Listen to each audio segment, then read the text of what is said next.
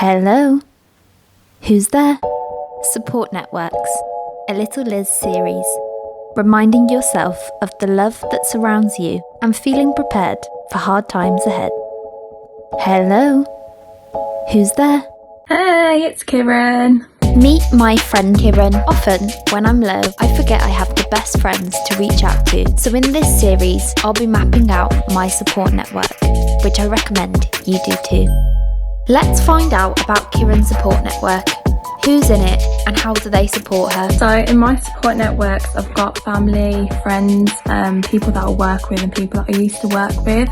I have a very small circle of people that I reach out to, but nonetheless, small or big, they're all special in their own ways, and I think every friend and person that I know that I can trust brings out a different side of me, and they have different perspectives as well. I've met people through a lot of different experiences as well, and one of the most significant, I'd say, was meeting people through Sri Lanka.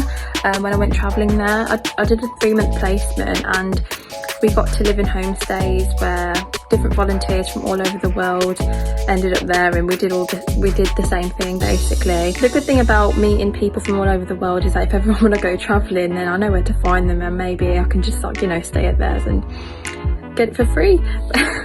No, I'm joking. But another thing is, with this lockdown, whether you live in Australia or America or even England, 5 doors down away from me, at the end of the day, none of us can see each other. So whether we are long distance friends or friends just 5 doors down, it's still quite difficult, but we do keep in touch through FaceTime, and I think it's quite nice. Sometimes it can feel hard to let people know we need support, even if we know they love us. So what tips would you give someone struggling to reach out? Just reach out, honestly. Don't feel afraid to reach out to people.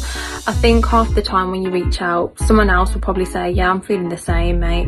I know it's hard and everyone's going to be different. Some people, when they're feeling emotional and sad, they tend to retreat in their shell, but for others, reaching out does help, and talking does help as well. But if you're looking to make friends as well, I definitely say, and this is the good thing about the pandemic, is that a lot of organisations have adapted to the online world, and for any hobby that you have, whether it's exercising, poetry jams, going to church, I don't know, things like that. There's so many different things available. So yeah, just have a look and don't be afraid to join and start new things, because there's always support groups available.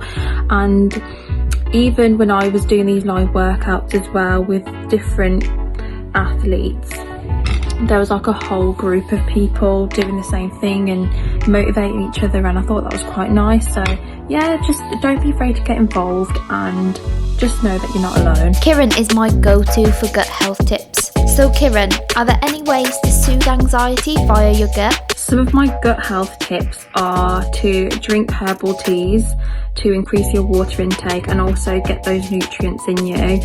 There are different teas for different things, and honestly, the list goes on. It's an endless list of things that you could have. So for example, mint really helps, and to be fair, I can't even tell you.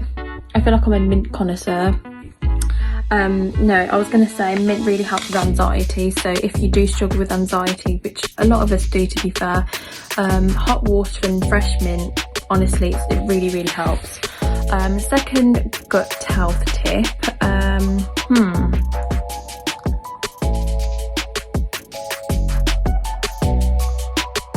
to avoid drinking water or anything whilst you're eating. So the purpose of stomach acid is to break down the food and to make sure that everything gets absorbed into the system. But if you're drinking, it actually dilutes the stomach acid. So my advice to you is to try and avoid drinking if you can, and just try and eat.